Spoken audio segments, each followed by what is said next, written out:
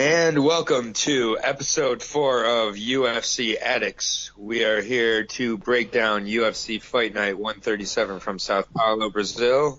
The main event has settled, I believe, at this point on Thiago Santos and Erik, your boy, Anders. My name's Aaron. I'm here with my co-host here, Leyton. Before we jump into the card here, we're going to do a little breakdown and a recap, I should say, of the UFC Moscow card on Oleinik. Leyton, why don't you take it away with some of the highs and noteworthy stats from a pretty decent card. Thank you. Okay, guys, so pretty cool card in Russia a few days back. So I've got some notes. Jordan Johnson, I predicted he would get his first finish inside the UFC, and he did just that. Very impressive performance from Jordan Johnson, so well done to him.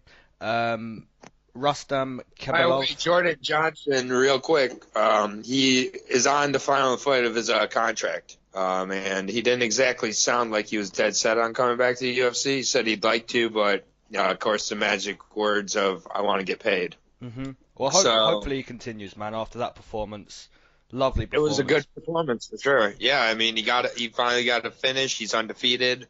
That fight was at 185, correct? Yes. So that could be a pinpoint fact to him continuing his UFC career, hopefully. Rustam Kebalov, he didn't look too good, quite sluggish, didn't look himself. I was more impressed with Cajun Johnson. We said that he'd have to have perfect footwork and movement, and he wasn't far off that. He looked fairly good over 15 minutes. We potentially saw fight of the year in Peter Yan and Jisoo Sun. That was just a crazy war.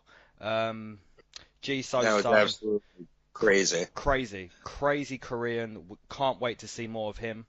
He trains under the Korean Zombie also, in case you couldn't tell by how he fought.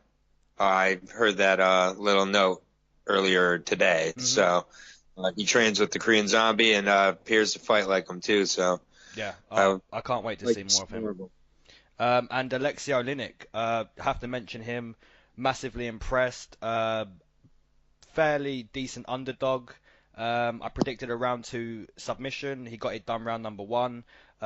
Very impressive, but more impressively, he dropped Mark Hunt. And to drop a guy like Mark Hunt, that's impressive. No one expected that, and he caught him beautifully. He ate a lot of low leg kicks, but to drop a guy like Mark Hunt, so impressive.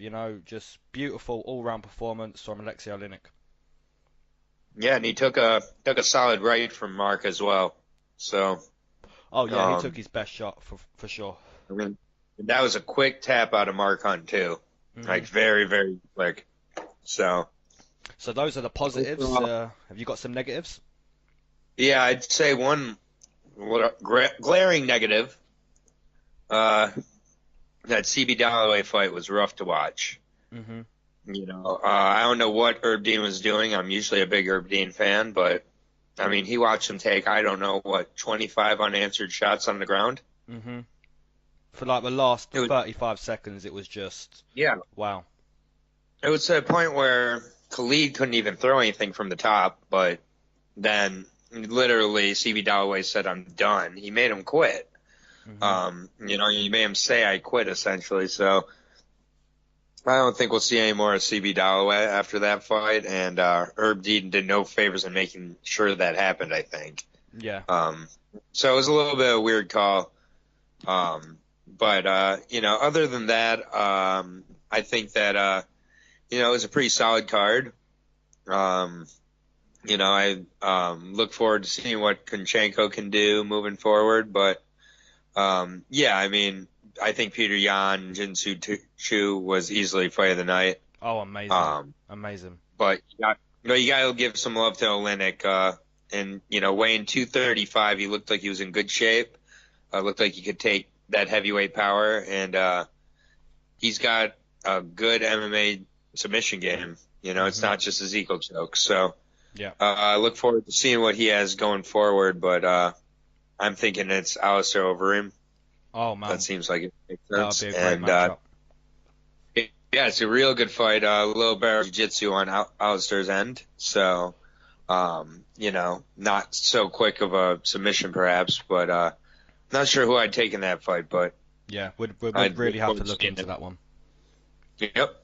But I don't know about you, but I'm ready to break down this card. Let's dive in. I got a lot to say about it. So, all right. Well, we are diving right in. We'll go into the 115 division with Alex Astro Girl Chambers, and she's facing off against the debuting fighter Livia Souza, I believe. Yes. And I will be breaking down Alex Astro Girl Chambers. She's 39 years old, first of all, so Astro Girl's her nickname, but, that's fine.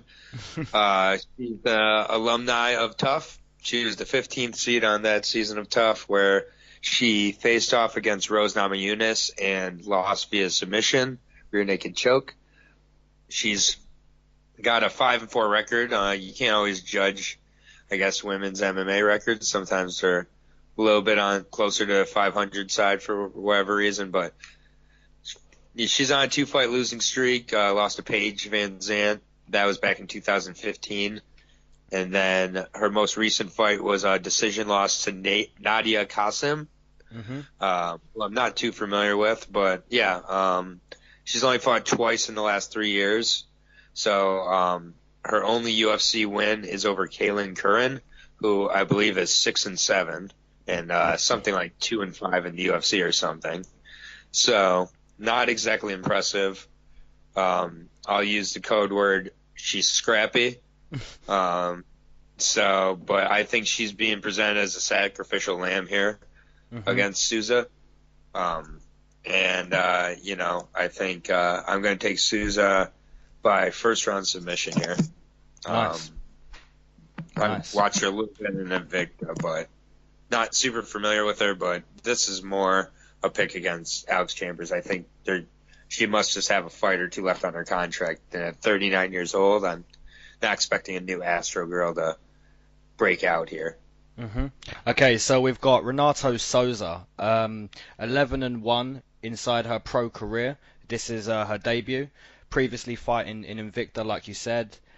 She seems to have fairly good Brazilian Jiu-Jitsu with 7 submission wins out of 11.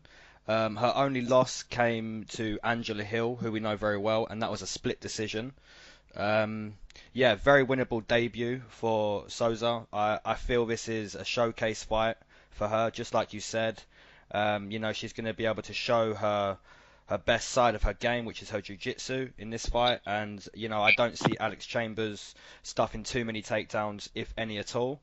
Fairly confident pick for this one. I'm with you. Round 1 submission for Renato Souza. Yeah, and the odds on this fight, they continue to just jump in Souza's direction. I guess you should have gotten your bets in even yesterday. Yesterday she was a minus 700 favorite. I look at it today, she's a minus 1,200 favorite against Alex Chambers.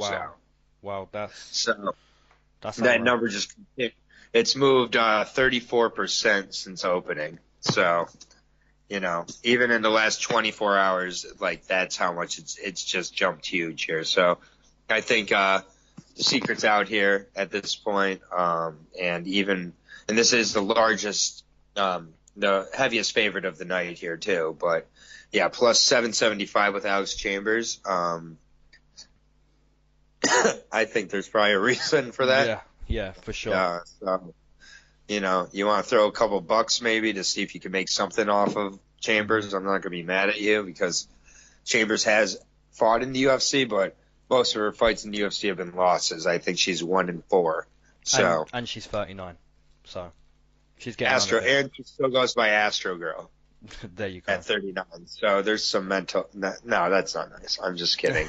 She's lovely.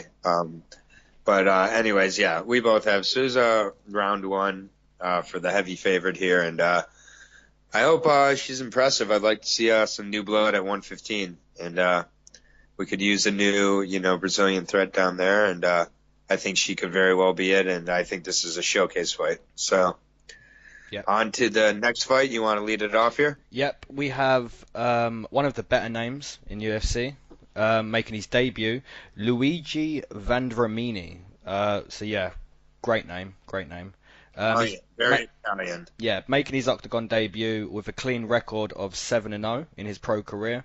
All 7 fights were finishes, 4 submissions, 3 TKOs. So he seems fairly well rounded outside of the UFC. Training out of the constricted team, so he trains with guys like Ronnie Yaya, Francis Trinaldo, Renato Moicano. So he's training with a lot of good guys.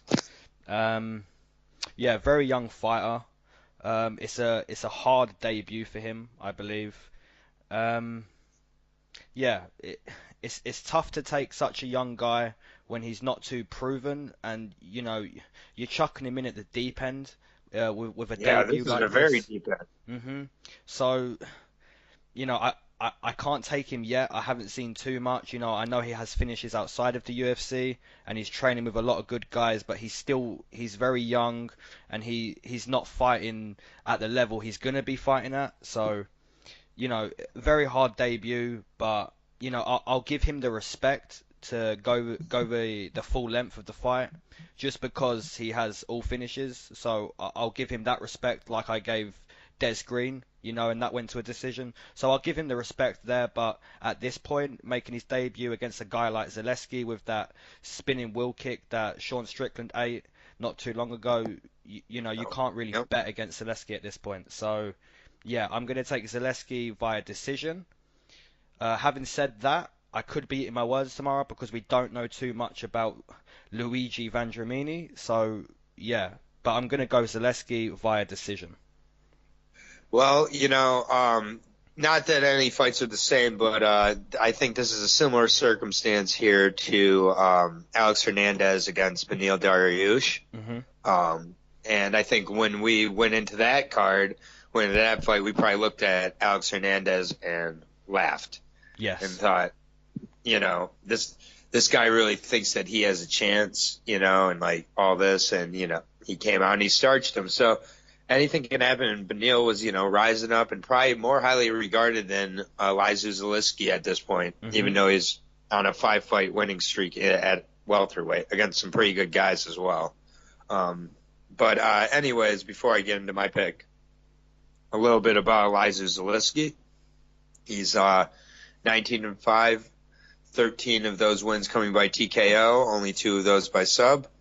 5-1 in the UFC, and he has, again, like I said, 5 straight wins. His only loss coming by split decision to a sneaky good guy in Nicholas Dalby, who gave Darren Till a very close fight. I believe it was it may have been a draw if I'm not mistaken, but maybe I'm misremembering that. But if not, it was a close split decision loss to Till.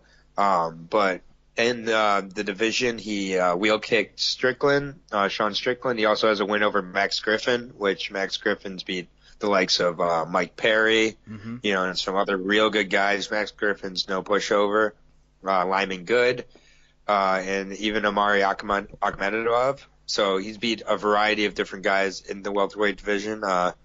He's really, I think, more well-rounded than his finishing rate of 13 TKOs to 2 subs shows, but his nickname Capoeira is that for a reason. He uses a variety of flashy kicks, some real good solid striking, and pretty decent wrestling as well. We don't know much about his opponent. I know more about the camps he's trained at. I know he's trained with Constrictor and also, I believe, with Team Alpha Male as well. So he's definitely been able to get some good competition there in Southern California.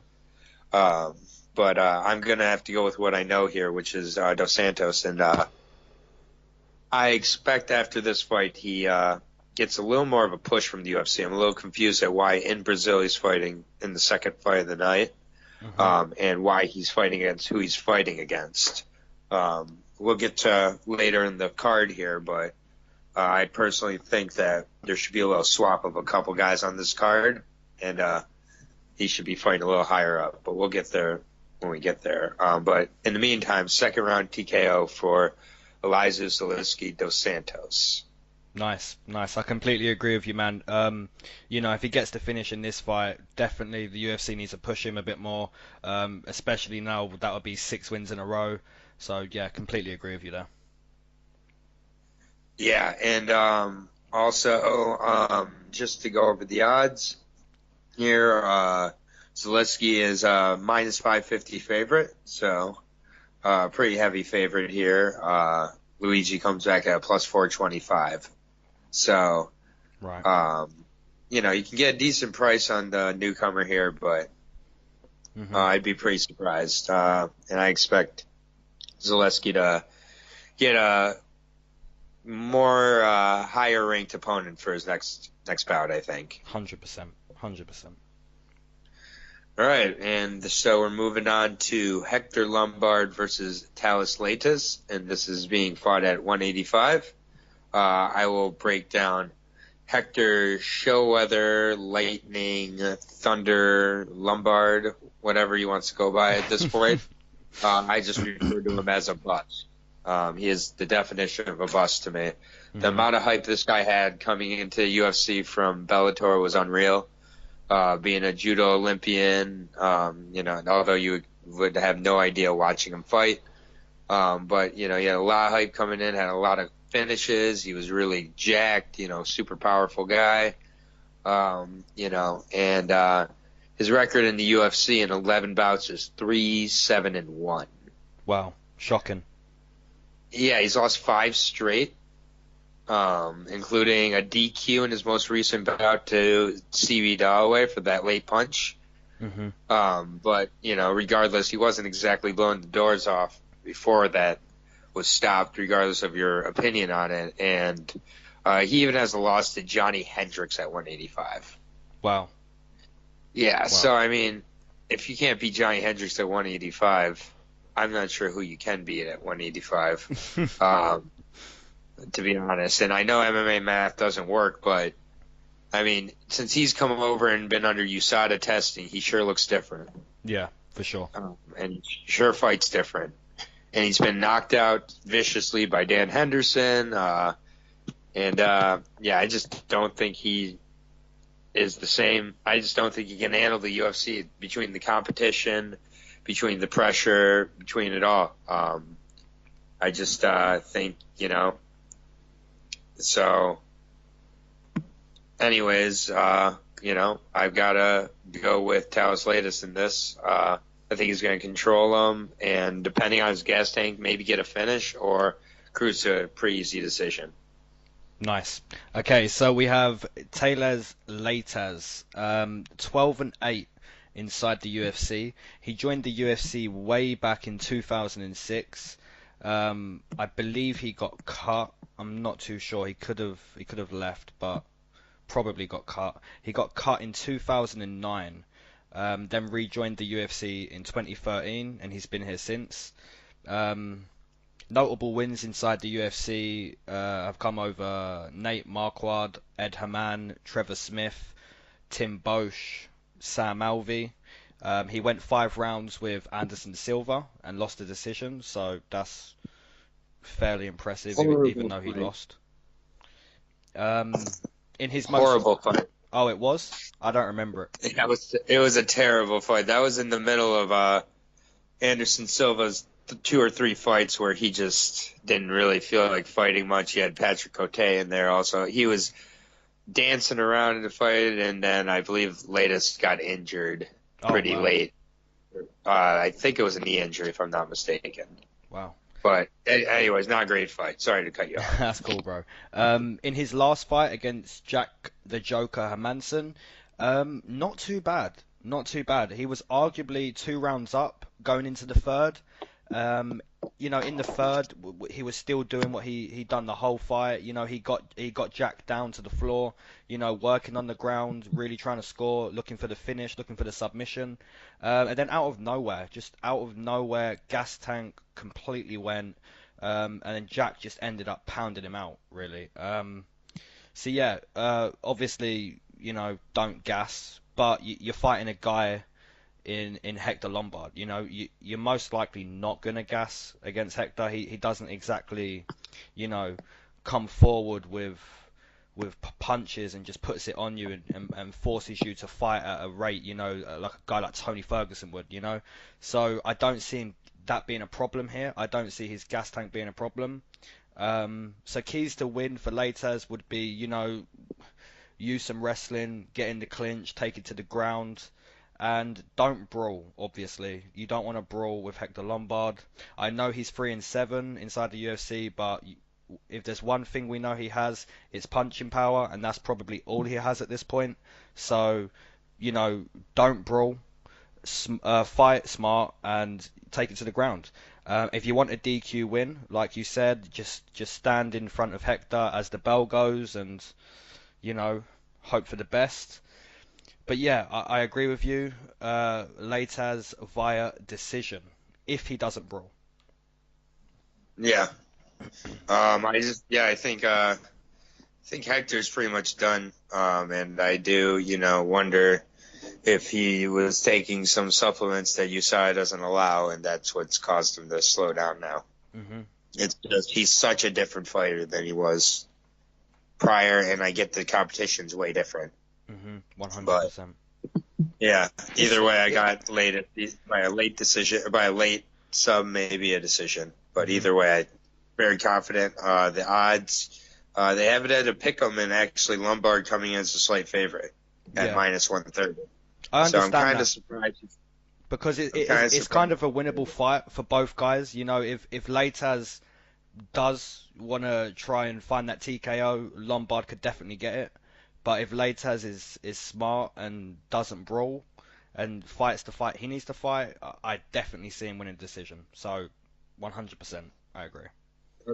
Yeah.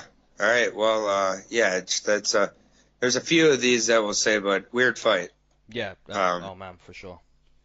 Like it's just a weird fight. It's like it seems like they're just trying to clear out a little bit of the bottom of the organization here, of the older guys maybe hanging on, and they figure whoever loses this fight, I don't think is around the UFC much longer after. You lose this, you're getting cut. Most likely, I would think so, unless you're just trying to keep around Hector Lombard for a name, but he'd be 3-8 at that point. I mean, it's like, what kind of name? Yeah, but then again, CM Punk fought twice, so. True that.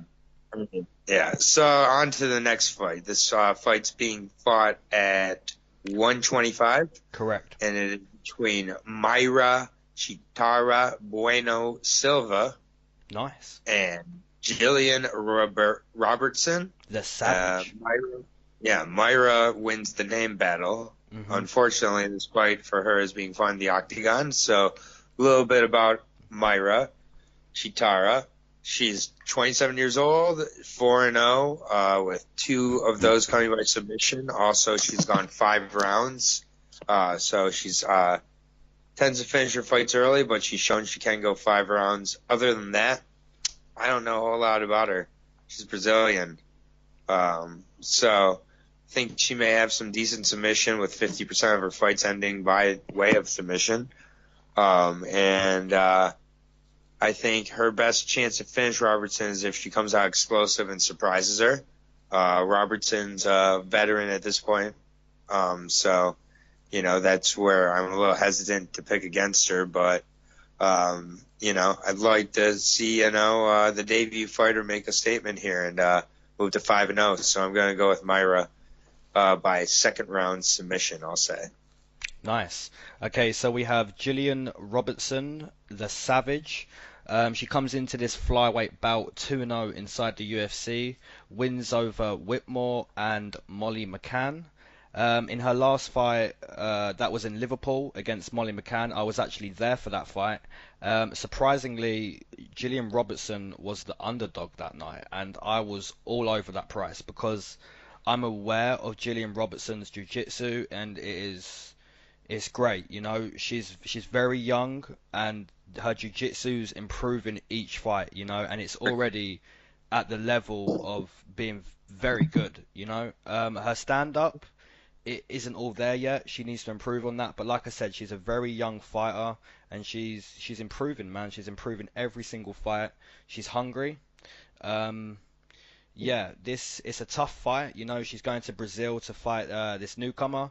and I believe Bueno Silva also has very good jiu-jitsu. So this could be down to the stand-up battle, who scores more on the feet until it gets to the ground, because both girls have very good jiu-jitsu. So this is a tough pick for me. I've seen Gillian Robertson live and just, so impressed with her ground game, her jiu-jitsu. It's brilliant, So tough pick, but I'm going to side with Gillian Robertson, and I'm going to take the same round as you. Same method. I'm going to go round 2 submission for the Savage Gillian Robertson.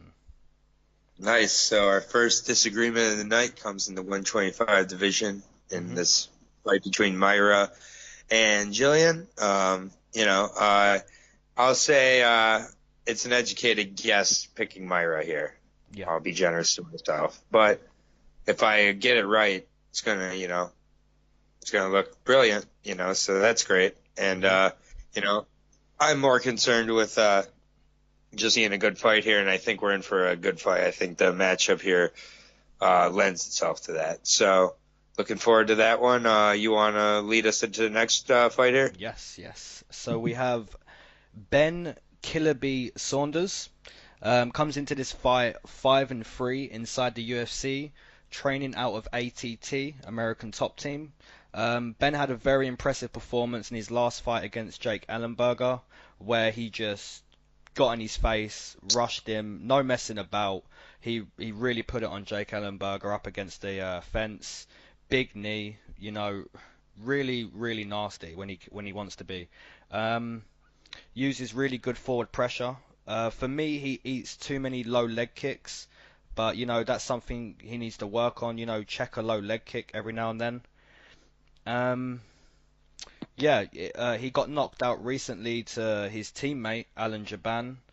That was nasty, and he ate so many low leg kicks in that fight. He really needs to, check those low leg kicks coming forward. But this is a tough pick, because when Ben's good, he's very good, and when he's not too great, he eats a lot of shots and eats a lot of leg kicks, like I just said. But for him to win this fight, I think he just needs to just go out there and do exactly what he did in his last fight. Just use that forward pressure like he does, get it up against the fence, and just be nasty. Be real nasty. No messing around. Just use those knees, come in with the stepping elbow, and check a low leg kick every now and then, man. And obviously you don't want to get taken down by Sergio Moraes. So yeah, he knows what he needs to do. It's the question of, can he do that? And it's a tough pick. He's most likely the underdog here. I'm sure you'll break down the odds. It's a tough pick. But I think if he can go out there, no messing around, use that forward pressure, nasty combos, nasty knees, he can probably get it done. So I'm going to take Ben Saunders here. I know he'll be the underdog, but I'm going to take him round 2, late in round 2, TKO for Ben Killerby Saunders. All right. So a little bit about Sergio the Panther Moraes. 13-3, 7 of those wins coming in by submission. He's a Brazilian Jiu-Jitsu black belt. He's 7-2-1 in the UFC. His notable wins, were Tim Means, Zach Otto, and Neil Magny. So hasn't exactly beat incredible competition here, but I'd say all those guys are about on the same level as Ben Saunders skill-wise. Different fighters, obviously, but I think this is a really close fight. I think Moraes has shown that he is, capable of getting hurt on the feet, and I think that's going to be Killerby's best chance here. I think Sergio's going to try to get it to the ground, but I think Sergio's ground game compared to Killerby's is closer than Killerby's stand-up is to Sergio's stand-up. Mm-hmm. So Killerby trains with 10th Planet Jiu-Jitsu and Eddie Bravo. So I just, think that he's going to be able to, even if it gets to the ground, be able to survive, get it back to the feet, maybe land some elbows or knees in the clinch. I think he's going to be nasty. But I think, I actually do agree with you that with the second round TKO decision. And he is the underdog, pretty decent underdog too. So this is where one of the spots I really suggest you get your money in, plus 240 underdog for Ben Saunders. So you can get a pretty good price. Sergio Moraes is almost minus 300 favorite. So kind of surprised with those odds. I get it's in Brazil, so going to a decision may not be advisable for Ben Saunders, and maybe that accounts for some of the odds being lent in his favor. But I'm pretty okay going with the underdog here. So second round TKO for Killa B. Yep, completely with you, man. All right, and on to the next fight here at heavyweight. It's between Augusto Sakai, the Brazilian, and Chase Vanilla Gorilla Sherman, the non-Brazilian from Mississippi. A little bit about Augusto Sakai here. He's from my favorite show, the Dana White Contender Series. He won on that show. He is 11-1. He has 9 KOs. The only notable matchup, however, was his loss, which came against Czech Congo in Bellator. It was by split decision. So young in there with a pretty decent heavyweight, but he did lose. And looking at his finishes, they've happened at a variety of different points in the fight. Some of them came really early. Some of them came really late into the third round. So that leads me to believe that he understands his gas tank, and he keeps a strong pace and reserves that little extra he needs to get the finish whenever it comes in the fight. So I think that's what he'll look to do here against Sherman. Is I think he'll look to out technique him and tire him out and get a late TKO here. So I'll say a third round TKO. I think it's going to be a fun fight, and it's going to take place mostly on the feet. But I'll take Sakai. Nice. Okay, so we have Chase Sherman comes into this fight 2-4 inside the UFC, which isn't a great record. It's cut-worthy, if anything. He has wins over Rashad Coulter and Damian Grabowski, so that says it all, pretty much. Losses to Justin Ledet, Walt Harris, Shamil, and Justin Willis. Yeah, Chase Sherman, he needs a win here. He is desperate for a win here. Yeah, literally, 100% needs a win here. If he doesn't, he's 2-5. And the thing is, he's fighting against a newcomer, a guy who, like you said, only one notable fight in his whole career. So yeah, it's a winnable fight, but probably not if he continues to fight the way he has been. He hasn't got a great chin for a heavyweight. I believe for him to win this fight, he needs to assert his dominance round one real quick. A little bit like Jordan Johnson did the other day. Just get in Saki's face, use a little bit of wrestling, and just try to show Augusto, look, you're here now in the UFC. This is how it is. That being said, Chase Sherman doesn't really do that. He likes to stand and trade, and if he tries to force the TKO, he'll probably get TKO'd himself. So for me, I think Chase Sherman needs to switch it up a little bit now. He probably won't. So yeah, I've got to take the guy who's got 9 knockouts out of 11, like you said. The newcomer in Augusto Sakai, Brazilian as well, in his home country for his debut. So yeah, I hope Chase Sherman can switch it up and prove us wrong, but at this point, I can't take him because he's just looked so average in the UFC. Yeah, he's gonna have to show me something for me to start taking him in fights. So yeah, I mean I took him in his last win, but you had to, but I can't take him here. Yeah. So yeah, I'm gonna take a round 2 Augusto via TKO. Yeah, and Sherman is plus 200 underdog here, so Sakai's coming back at minus 250, so pretty decent favorite for the newcomer Augusto Sakai, and we agree here. I have him finishing 30 of them in the second. So, but we do agree on Augusto. So moving on to the next fight here, you want to lead it off for us? Yep, sure. We've got Luis Henrique. He comes into this fight 2-3 inside the UFC, training out of Tata Fight Team.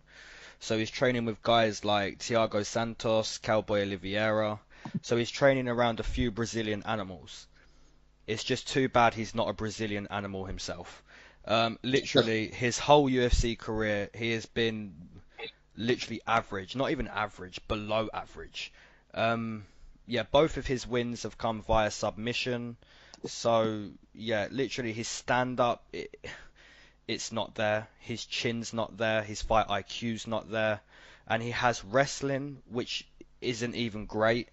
And obviously his best asset to his game is ground game, submissions, jiu-jitsu, and he's not even great at that. And if you want to just come into the UFC and be able to be good at one thing and get away with it, your name best be Tatiana Suarez or Khabib. If your name's Luis Henrique and you're trying to do that, you're going to find out real quick that it's not going to go down like that, Yep. He's fighting a guy who's younger, taller. Yeah, just Ryan Spann, I believe he has ground game too, submission wins, fairly good jiu-jitsu. So, it's hard for me to break down how Luis Henrique gets away with this one. Even on the feet, I believe he gets tagged up and probably shoots for a sloppy single leg, and Ryan Spann finds the finish on the floor. At this point, Luis Henrique has just disappointed me in pretty much all of his fights. So yeah, I definitely won't be taking Luis Henrique in this one. Fairly confident in this pick. I'll be taking Ryan Spann, round number 1, TKO.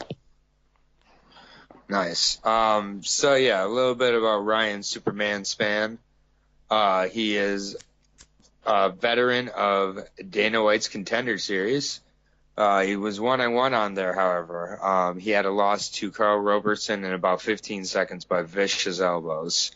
But he ended up going to LFA, where he fought for the 205 for the lightweight title there, light heavyweight title, there, where he beat Alex Nicholson, a former UFC fighter, in a really back and forth fight where he showed he could really get hurt and come back and hurt the guy, and ended up winning a really entertaining decision. He's 6'5", and he really uses those long arms for his chokes. He has a variety of choke finishes and submission guillotines. 10 of his finishes are by submission. He does have some decent stand-up, however, as well, as he got a TKO in the first round to get into the UFC.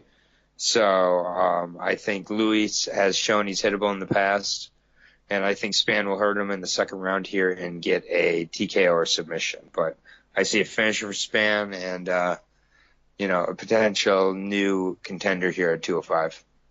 Yeah, completely agree with you. 100%. Nice. The odds here, just before we move on, minus 185 for Ryan Spann. Henrique, not a super big underdog here, so kind of surprised, plus 155. But I think, again, this is, several fights on here where the loser has to worry about his job, I think. 100%. So I'm surprised there. I believe Ryan Spann should be a bigger of a favourite, but that being said, he's making his debut, and guys, people don't know about him. But we do know about Luis Henrique, and he is average. So if Ryan Spann has anything about his game, he should get it done. Yeah, and I think, maybe some people remember him losing on Dana White's Contender Series very quickly, or look that up and see that. He lost in 15 seconds. I don't put a ton of stock in that. I think he just got caught by a solid kickboxer in Robertson, and it happened. But I think the way he's responded to adversity encourages me here. So I'll take Spann, also by second round sub or TKO. Yeah. So moving on here to Battle of Veterans at lightweight. Francisco Masaranduba Trinaldo versus Evan Dunham. A little bit about Francisco Trinaldo, 22-6, 12-5 UFC record.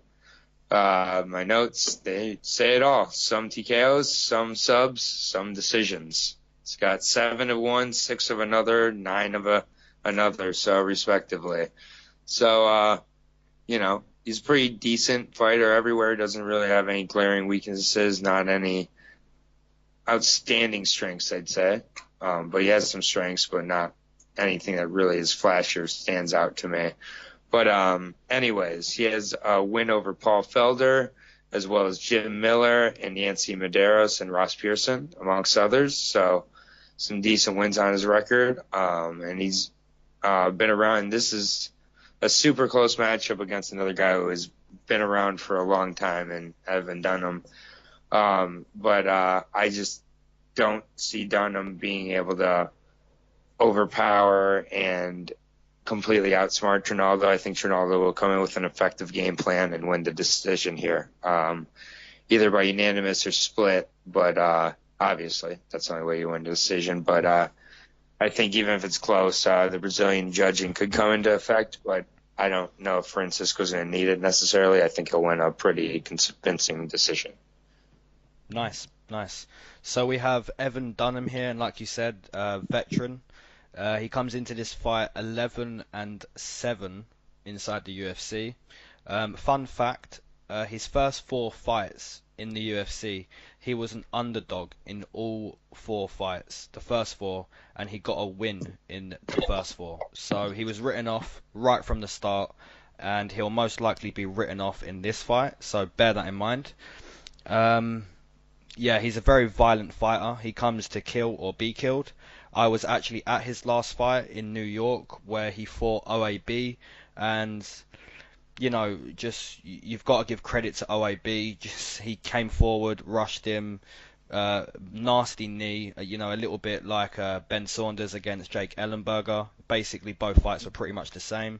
OAB just did what he needed to do that night, got in Evan's face and overwhelmed him. So, that's a point to make on Evan. At this point he's taken quite a lot of damage, and maybe if you overwhelm him at this point, you can find that early finish. But both guys out of their prime, both guys aging, both guys getting towards the end of their career. This fight really could be over within a minute, or it could be one of those fights where both veterans just completely put on a great show and we see a great 15-minute fight. It's a really tough fight to call. It's basically a toss-up. I feel whichever guy shows up on the night less shit than the other one could take this one. But yeah, it's a tough pick. I'm gonna take Trinaldo via split Brazilian decision. Okay. The odds have it pretty decent favor here for Trinaldo at -260. So Evans up +210, and I think that's another spot here where it's worth taking a shot if you're at all feeling confident in Dunham. I think that's a pretty good price to get on him. Yep, I agree. Kind of surprised it's been more of a pick 'em, but again, I'll pick Trinaldo. I just wouldn't bet on it. I'm with you. All right, cool. You want to lead off our next round? Yep. So we have Christos, and I don't know how to say that second name. I'm not even going to try it. He comes Giagos? Yep, that's the one. He comes into this fight 1-2 inside the UFC. I believe he got cut in 2015. So in those 3 years off, he went 4-2 outside of the UFC, which isn't impressive. Big return fight for him. He literally, you don't get a bigger return fight than this when you've gone 4-2 outside the UFC. So they're doing him no favors here. Pretty much chucking him in at the deep end, a little bit like Luigi Vandramini. He has fairly decent jiu-jitsu, nowhere near the level of Charles Oliviera. So once again, you're not giving him a good style matchup here. Yeah, I don't really see how Christos wins this fight. He's going to want to take it to the ground, but do you want to do that against a guy like Charles Oliveira? Probably not. So, for him to win, he's going to probably want to stay on the feet. But we saw in Charles Oliveira's last fight against the Carpenter, his stand-up it looks so crisp and so good. Yep. So it's hard to make a point for Christos in this fight, in this return fight. So yeah, a pretty decent, confident pick for me. I'm going to take Charles Oliveira via submission in round number 2. All right, well, a little bit about Charles Dubronx Oliveira. He is 23-8. He has 15 submissions. In the UFC, he is 11-8-1. And he has wins over Darren Elkins, Jeremy Stevens, Nick Lentz, Miles Jury, and Clay Guido, like you said. He's mostly known for his submissions, and I don't think he necessarily is going to or have to look for anything different here. I think Christos will either try to take him down or get her on the feet and get taken down. And I think when he does, Oliveira will take over and get some sort of creative submission of some kind, maybe a twister or some sort of modified choke or maybe a leg lock, but something very impressive. Mm-hmm. But second round submission here for me as well. So we once again agree, the rarity on, a card that we just agree this much, but, you break down the fights and you go with your picks. You don't change them. So the odds here are plus 260 to plus 310, depending on where you're going, for Christos Giagos, and a minus 370 favorite for Charles Oliveira. So almost a minus 400 favorite. Wow. So, but it's tough to bet on Christos here. I'm not sure why this fight's happening. Mm-hmm. Good luck, Christos. That's all I have to say. Yeah, you may be looking for another organization after this fight. They may not even give him another chance. Who knows? Yep, completely agree. All right, on to the next fight here at 115. I am breaking down Marina Rodriguez. She's fighting Randa Quiet Redstorm Markos or something like that. Mm-hmm. Whatever it is. A little bit about Marina Rodriguez, another Brazilian, also undefeated. However, she's 10-0, 5 TKOs, and she's coming off a first-round finish on Dana White's Contender Series. So I'm a little bit familiar with her. She's a Muay Thai fighter, fights out of a Muay Thai camp. And I think she's going to try to come out aggressive, and I think that's going to play right into Randa's advantage. I think she's going to walk right into a double leg or a single leg takedown, just a takedown of some kind. And Randa's grappling and experience is just going to be too much. And I think we may be looking at a similar, decision type win to the Mirab Divishvili fight from last week, where it was 30-26. Mm-hmm. I think we'll be seeing some 10-8 rounds. Perhaps Randa, who, you'll get to it, but has fought some ridiculous competition. Maybe as a showcase here about a untested, undefeated fighter. Yep. So I'll go with Randa by decision, dominant decision. Nice. Okay, so we have Randa Markos. She comes into this fight 4-5 inside the UFC. Which, you hear that and you think 4-5 inside the UFC, this girl's trash. Okay, no, just no. Okay, this girl, she's fought so much good competition outside of the UFC and inside of the UFC, and to say that she's fought so much good competition outside of the UFC, that's literally never the case, pretty much, full stop. She's got wins over Tisha Torres and Felice Herrig outside of the UFC. She has a win over Carla Esparza. She beat Juliana Lima in Charlotte, North Carolina. I was there for that fight. Just amazing ground control, great grappling, really, really good performance. She has losses to Rose Namajunas, Carolina, Courtney Casey, Alexa Grasso, and in her last fight she lost a close contest against Nina Anzorov. So it's so fair to say that Randa Markos is literally a veteran of women's MMA. Throughout her whole career, she has literally caught no break. She's been tossed like beast after beast. Yep. Just amazing career. She's 4-5. That's not great, but her whole career, man, just great competition. For the last 4 years, it's been win one, lose one, win one, lose one. Her consistency's not good, but when you look at her resume and you look at the girls she's fought, you understand why she's getting these losses. So, yeah, like I said, the consistency is her biggest downfall, but she's fighting so many good girls. So I'm glad that she's got a fight here where I don't know her opponent. That being said, Marina Rodriguez is 9-0 outside of the UFC, so she's got a clean record. So, we could both be eating our words come Saturday, and we find out who Marina Rodriguez really is. But I'm just happy that Randa Markos has a fight where she can showcase how good of a fighter she really is. Yeah, she's probably only a slight favourite, but like I say, I put that purely down to the inconsistency. And when you understand her inconsistency and why it's that way, you can look at it so much more clearly. So yeah, I completely agree with you. I'm taking Randa Markos here. She's one of my more confident picks. Okay. By a dominant decision, most likely, like you said, 30-26. Yeah, and it's actually a pick'em. There is not favored here, so. Well, there you go.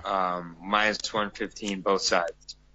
So it'll be interesting to see if Rodriguez can live up to those lofty odds, or if Randa finally gets a chance to really showcase what she got and make a statement to the whole division. So moving on here, you want to lead us off here? Yep. Okay, so we have Renan, the Baron Barao.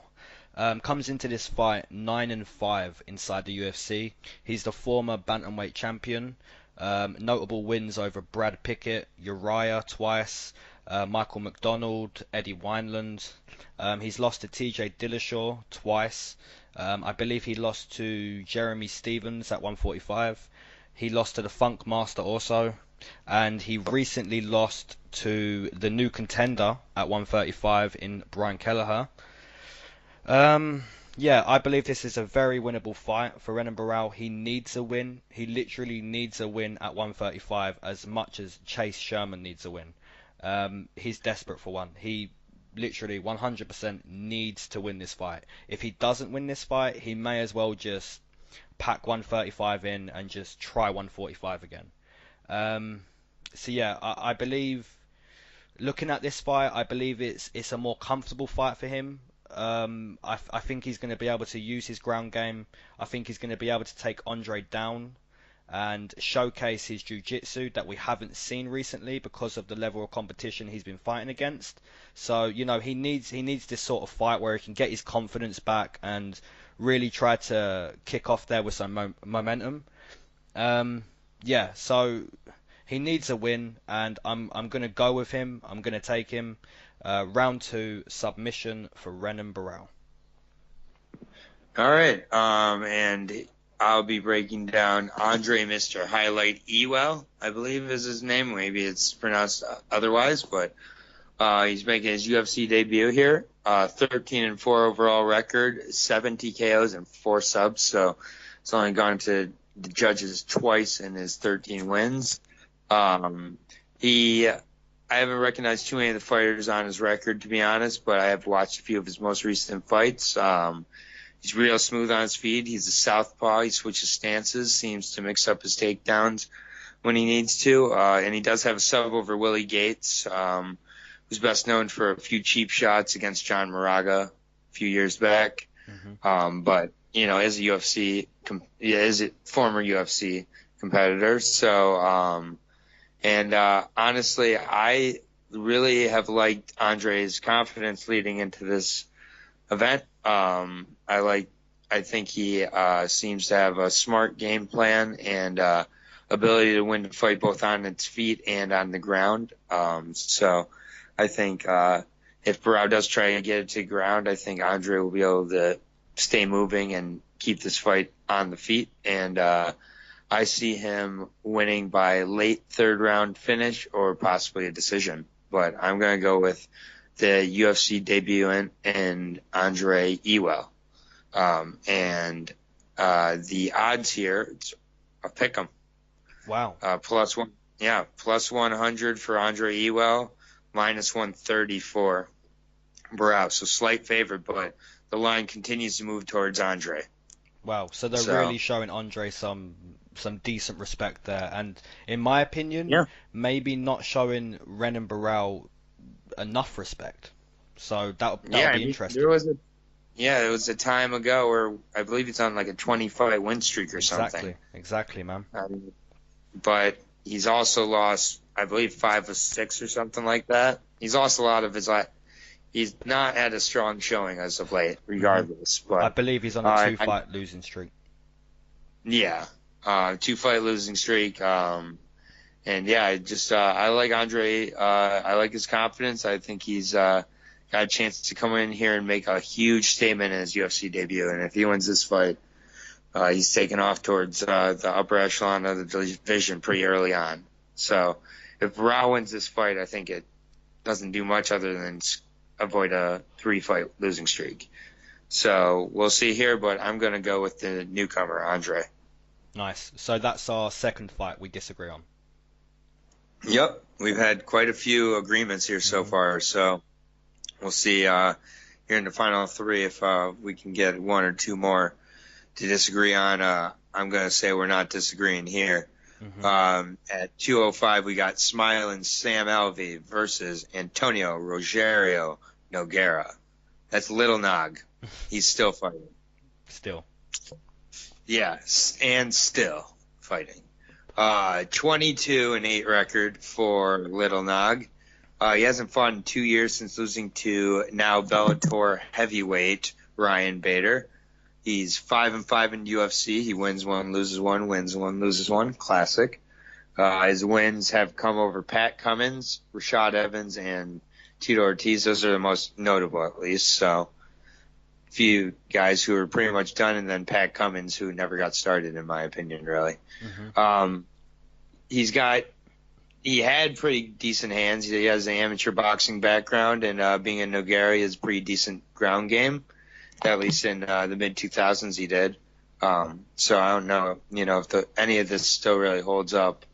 And again, he's another fighter on the card. I'm not sure how much he has left and why he's fighting on this card and why he's fighting so high on this card. But guessing he has a few fights left, and I think Sam Alvey is going to come in and give him a shovel uppercut to the face and perhaps a walk-away KO. But I think he'll look like a little fat white Mark Hunt. I've liked how Sam Alvey's looked at 205 so far. So I'll take him by first round finish here. Nice. Okay, so we have Sam Alvey. He comes into this fight 10-5 inside the UFC.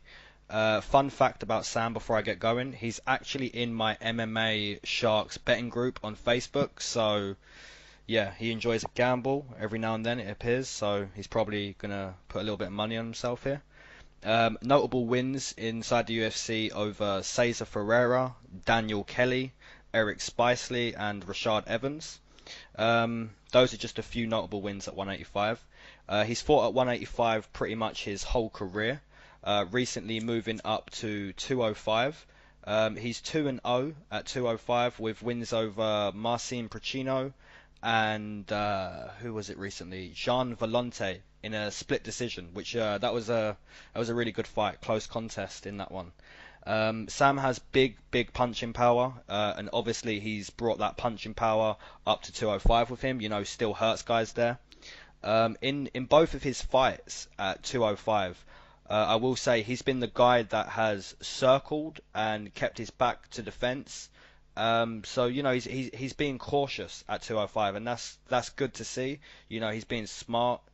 I think in this fight he needs to be the guy that uses forward pressure. I want to see Sam take the middle of the octagon here and force Nogueira to be the guy that circles. I want to see Nogueira with his back to defense, I want Sam to, just be real dominant in round one. I want to see him use his forward pressure in his third fight at 205.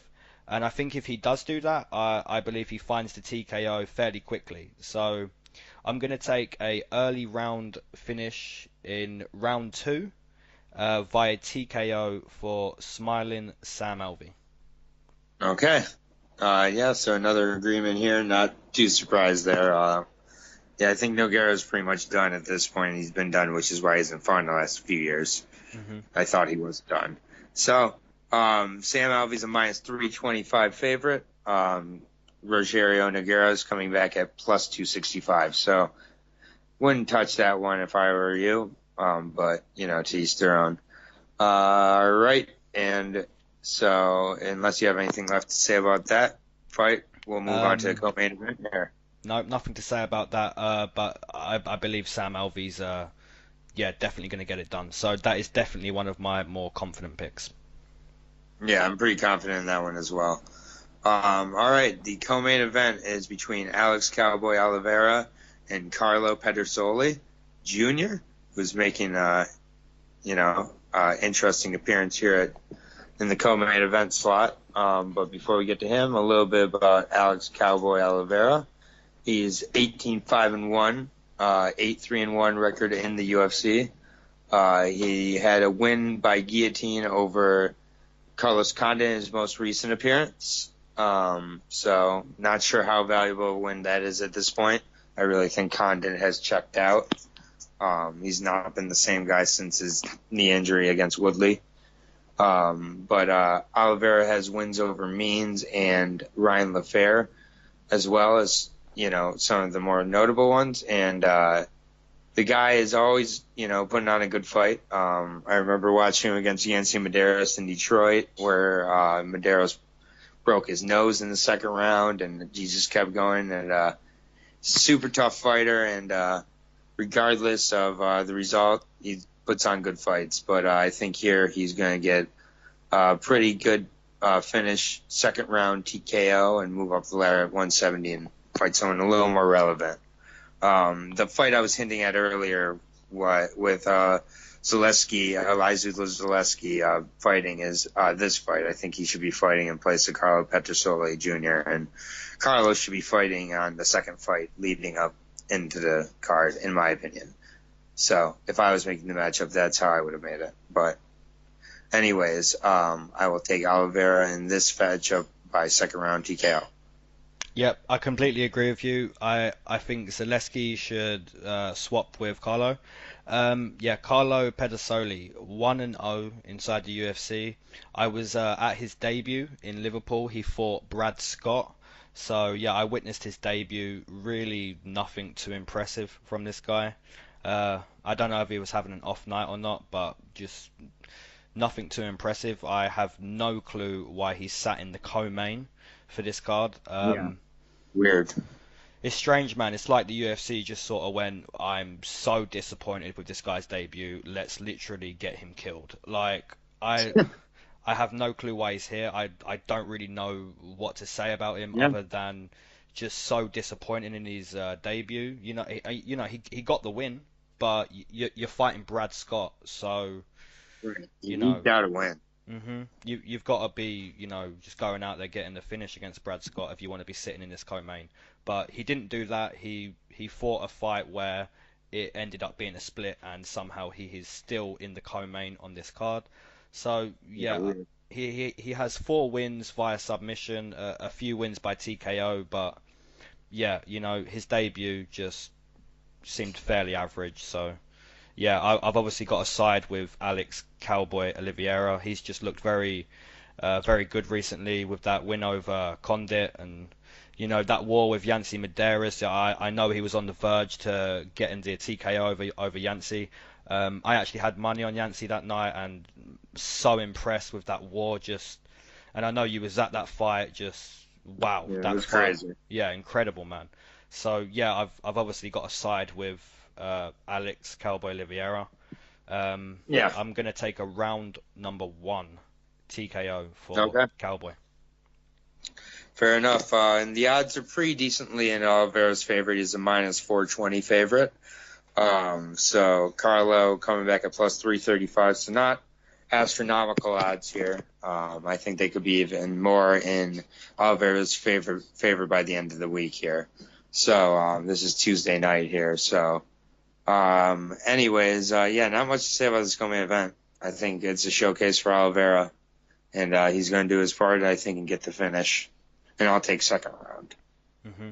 Yeah, weird co-main, man. Weird. All right. You want to lead off and break down the main event of the evening here? Yes. Okay, so I'm going to break down Erik, your boy, Anders.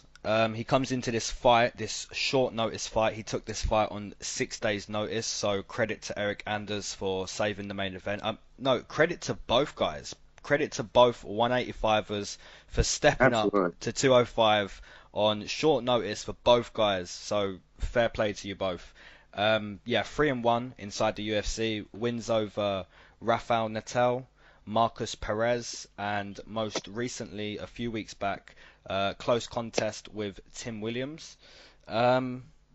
His loss came to the great Leyton Machida, which was also in Brazil. He's a former college football player. I'm sure you all know that, pretty much. Transitioned into MMA recently.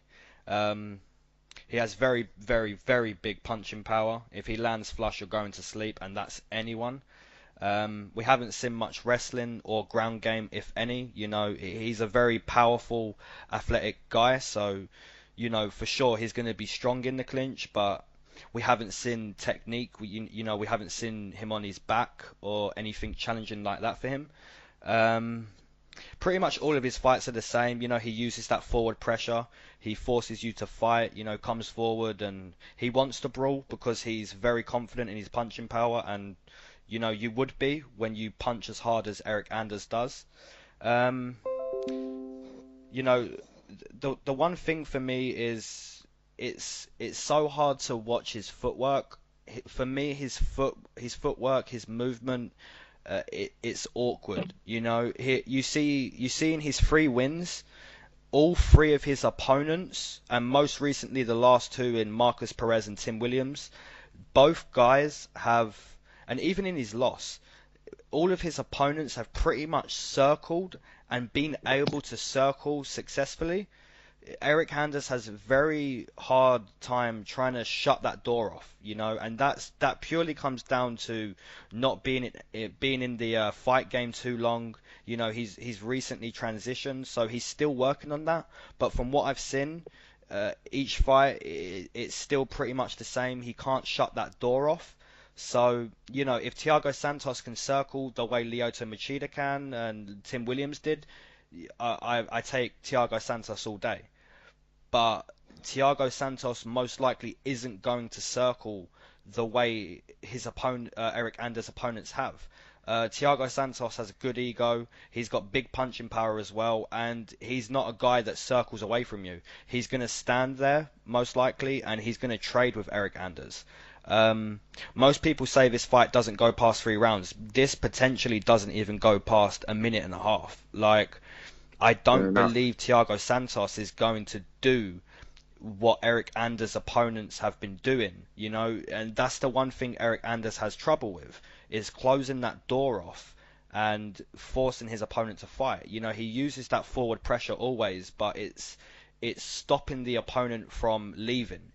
All of his opponents have seemed to have success with circling and being able to get away from Erik Anders. And it's not like Erik Anders changes his pace. He only knows one gear, and he just seems to just be in that stalk mode constantly. If Erik Anders improved that massively, he'd be a real killer. It's a real tough pick. Both guys have huge punching power. Yeah. Thiago Santos is obviously the more rounded fighter from what we've seen. I believe this could be the first time we see Erik Anders flat out on his back on the mat. Thiago Santos took down Kevin Holland. Had a little bit of a hard time with Kevin Holland. But yeah, Thiago Santos, nasty leg kicks and good wrestling. So I've got to take the more well-rounded, proven guy here. But it's a tough pick. So yeah, you could put your money anywhere here, and there could be a different outcome. You could set this fight up 5 times, and there could be a different outcome each time. So it's a real tough fight to break down. But yeah, I've got to side with Thiago Santos, and I'm gonna take Thiago Santos via round 2 for a TKO. Okay. All right. So a little bit about Thiago Mareta Santos. He's 18-6, 10-5 in the UFC, with notable wins over Jack Hermanson, Anthony Smith, and Nate the Great Marquardt. He's got major knockout power, as you said, and he can put away opponents at any time. And so, with both fighters being natural 185ers here, we're going to see them both just not needing to cut much weight here. They're, similar size, similar stature. And this is, about as good as a matchup as you can get for 1 week notice, especially. Even with more than 1 week notice, it's a pretty good matchup. And who knows, maybe the guy who wins realizes he really likes his performances at 205. But either way, I do not see this fight going 5 rounds. I think someone's getting finished, and someone's getting finished within 3. Definitely a close fight. And I'm just going to go with Erik Anders here. I like his momentum. I know both guys are coming off of a win, but I think Erik Anders, is just going to come in a little more hungrier. And Santos hasn't had a lot of time to prepare for him. So, I think the way that you fight Erik Anders is, similar to how you'd fight Jimmy Manuwa, but not exactly the same. But, regardless, it's a close fight. It's basically a pick 'em with the odds. And, I'm just going to go with your boy, Erik Anders, to, make a statement and catch Santos here and finish him in the 2nd round. Nice. I think he's gonna, I think he's just gonna swarm him, and I don't think Santos is gonna use a lot of movement here. So this, I think, is a potential fight of the night as well, because I don't see it, really going to the ground too much. Interesting. So, yeah, definitely an interesting fight, close fight. I think, after this fight, whoever wins will go back down to 185. I think both fighters will. But I think it's still a pretty relevant win. I like Anders to get the biggest win of his UFC career. He's the plus 135 underdog against minus 165 for Santos. So I wouldn't be mad at anybody for taking a shot there at Anders. But, 2nd round TKO here for me for Erik, your boy, Anders, the former college football player at the University of Alabama, which is like the best college football team. So I know that means a lot to you. So I made sure to mention that. Always will with Erik. Nice. So out of all the 14 fights, we agree on 11, disagree on 3. So that's definitely a change this week. We'll take a quick recap of all the fights, and then we'll sign out. Yeah, sounds good, man. All right. So we are starting at 115. We both agree that Livia Renata Souza will be defeating Alex Chambers, either by 1st round submission. Yep, completely agree. Round 1 submission, showcase fight for Renato Souza. All right. We're moving on to the 2nd fight between Elizeu Zaleski dos Santos and the newcomer, the Italian Luigi Vandramini. What a name. Yeah, you gotta say it with a little flair there. If you're me and you have my shitty American accent. I'm going to take Dos Santos to extend that winning streak at welterweight to 6 fights. Yep, completely agree with you. Young fighter. I'm going to take him by finish. Yep, nice. Completely agree. Young fighter in Vandramini. Yep, you've got to take Zaleski at this point, and I'm going to show Vandramini a little respect, so I'm going to take Zaleski via decision. Yeah, I may be taking Vandramini if he was fighting the guy he should be fighting, which is Carlo Pedersoli. Yeah. So, who knows? Maybe after Pedersoli loses in the co-main event, he'll end up fighting Luigi in his 2nd fight. Some justice. Who knows? But, anyways, Hector Lombard versus Thales Leites. We both agree with Thales Leites. I have Talent Leites getting a decision. Yep, me too. Leites decision. Don't brawl with Hector Lombard, and you probably won't gas because Hector Lombard hasn't exactly got an amazing forward pressure where he's going to make you fight to that pace. So, yep, completely agree. Leites via decision. All right, and our first disagreement of the night here in the Jillian Robertson-Myra Bueno fight, I have Myra Chitara Bueno Silva by submission in the second round. Yep, tough fight to call. Both girls have very nice jiu-jitsu, so could be a battle of the stand-up. I'm going to side with the girl I've seen live, very impressive. Jillian Robertson via round 2 submission. All right. Next fight, I really like this fight at 170, actually, the more I look at it. Sergio Moraes versus Ben Saunders. We've actually agreed with Ben Saunders by second round TKO. Yep, he's a fair bit of an underdog. The killer bee, I just believe if he can get in there and do what he needs to do, like he did last fight, get in Sergio's face, be nasty up against the fence with those knees, he can definitely get the finish. So, yep, round 2 TKO for killer bee. Yeah. I mean, and definitely, I think that's the spot where you can get your money in on a decent underdog and have a chance to win, get a decent return there. So. On to the next fight at heavyweight, Augusto Sakai versus Chase Vanilla Gorilla Sherman. Looks like we both have Sakai by TKO and Sherman getting his pink slip after this fight. Yep, I agree with you. Augusto via TKO in round number 2. Chase Sherman just looked, just so average in pretty much all of his fights. He needs to switch it up, so... Hopefully he can do that, but most likely not. So, yeah, round 2. Yeah, well, he did switch camps here to Jackson Winklejohn from Alan Belcher MMA. So that's potential to see maybe some new wrinkles in Sherman's game, maybe get some takedowns. He needs a W by any means necessary. He doesn't need to be exciting. He needs a W. 100%. But I think this could be a really exciting, dark horse potential fight of the night contender here at heavyweight. On to the next fight, 205, between Ryan Spann and Luis Henrique. We both have Ryan Spann getting the finish by second round submission.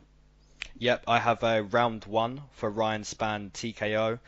Like I said about Chase Sherman, Luis Henrique is literally average and, probably worse than average. He needs a win bad. 2-3 inside the UFC. Just so average. I have to take the newcomer here in Ryan Spann. Yep, and then we agree in the battle of veteran lightweights here with both of us having Trinaldo to control and get a unanimous decision or maybe close split. Yep, close split Brazilian decision for me. Yep, 100% Trinaldo for me. Fight of the night for me, possibly. If they both put it on for 15 minutes and it's not over within a minute, it could be fight of the night for me. Fair enough. Okay. And then we both agree with Charles Oliveira beating Christos Giagos in his return to the UFC by submission for me. Yep, both guys have jiu-jitsu, but Charles Oliveira is just a level above, quite a few levels above, so one of my more confident picks. Round 1 submission for Charles Oliveira. Okay. And then we have at 115 in the women's strawweight division, Marina Rodriguez and Randa Markos. We both have Randa Quiet Storm Markos by dominant decision. Yep, completely agree. Like I said earlier, Randa Markos, veteran in women's MMA, just had an amazing career so far with fighting high-level competition every single fight. So I'm happy she's got a fight like this. Yep, dominant decision for me. All right, cool. Next fight, we got a disagreement in, and it's Renan Barao versus Andre Mr. Highlight Ewell. I have the debuting Andre Ewell by decision. Yep. This is our second disagreement. Renan Barao for me. He needs a win at 135, so I'm gonna take him here. I think he's gonna be able to showcase his jiu-jitsu again and take it to the floor fairly easy and get the finish in round number 2. All right, yeah, I think this is a potential fight of the night as well. I think there's a few fights on here I really like having a chance to do it, and this could be one of them. And if not, it could be a real breakout for Andre Ewell regardless. So we shall see. Next fight we do agree on, and it's Sam Alvey versus Antonio Rogerio Nogueira, Lil Nog, and we both agree Lil Nog's done. Sam Alvey is going to get the KO here. Yep, completely agree. Sam Alvey 2-0 at 205. He's looked very good there, and once again, another very, very winnable fight at 205. Sam Alvey, round 2 TKO. Yep, and then weird co-main event of Alex Oliveira and Carlo Pedersoli Jr. We both have Alex Oliveira to get a variety of finishes. I have him second round TKO. You have him first round, I believe. Yep, first round for me. Yeah. Carlo doesn't belong in there or in the, especially in the co-main event spot. So, weird fight. And then great main event here on 1 week notice, especially Erik "Ya Boy" Anders versus Thiago Santos. And we disagree. I have Erik Anders by third round TKO. Yep, just, such a tough fight to break down, especially on such short notice as well. Yeah, I have to take Thiago Santos. He's just looks so much more well-rounded, and he's such a big middleweight as well. So he should look very good at 205 as well for me. So yeah, such a tough fight to call, but I'm going to take Thiago Santos in his home country, round 2 TKO over Erik Anders. Yep. Yeah, it's good. I think it's going to be a very good main event, though. And all things considered, of the different arrangements that had happened with the main event, I think this may end up being the most entertaining fight of the results. So you never wish injuries on anybody, but ends up working out decently here. So yeah, overall fight of the night. I guess I said a few possibilities. I'll put my foot down here and say fight of the night's going to be Andre Ewell versus Renan Barao. Okay. Nice. Yeah. And I'll say performance of the night. I think that Souza is going to be the performance of the night, or possibly Dos Santos, Zaleski. Nice. Yep. My fight of the night, Trinaldo versus Evan Dunham, and performance of the night. Now that you mention it, you know what? I'm actually going to take Ryan Spann, because, like I said, he's got an opponent who is so average, and Luis Henrique only has success when he hits the floor, and Ryan Spann can match him there. So I feel Ryan Spann is really going to showcase in this fight. So yeah, performance of the night for me, Ryan Spann. Nice. Well, I would love to see that. Any further thoughts on this card before we sign off for the evening, Leyton? I'm just psyched for this main event, man. Such short notice as well. So respect to both guys. Yeah, looking forward to the card, man. It's another stacked card. It's the last card before Conor and Khabib. So, we're gonna have a little 10-day break or something like that. So yeah, just really psyched for Saturday, and respect to everyone who's listened to the podcast. We're getting a few subscribers each video now. Yeah, we really appreciate it. Yeah, 100%, man. Hit the like button, leave your picks down below. And also, I'd like to point out because I don't want people to watch these episodes and just think, oh, these are just two guys who are making picks. That that is what it is. But me and my buddy here, we love this sport a lot, and we really look into every single fight. So over, I think we've predicted 38 fights that have happened, and out of those 38 fights that have happened, you've predicted 26 right, Brooks, and I've predicted 24 right. So you've got a 68% win ratio. I've got like a 64. So we're both nice. We're doing some good stuff on this channel. Hopefully we can keep it up. I'm pretty sure we will keep it up. So yeah, the more fans we get here, just enjoy these picks, and hopefully you're profiting the way we are from these picks. Yep. So yeah, just thanks a lot, guys, for listening. Hit the like button. Yeah, we'll timestamp all the fights in the description, as well as put a standing as to how we're doing on the fights we've disagreed on and our overall records. And thanks for all the likes and comments. And until the Khabib Nurmagomedov and Conor McGregor fight. I will be watching the fights on Saturday, and we appreciate it again, everybody. Thank you. Thanks a lot, guys. Peace. All right. Peace.